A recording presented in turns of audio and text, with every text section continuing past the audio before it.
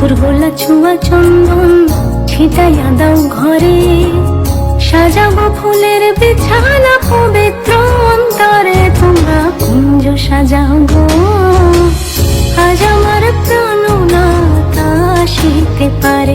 তোমরা কুঞ্জ সাজাও গো।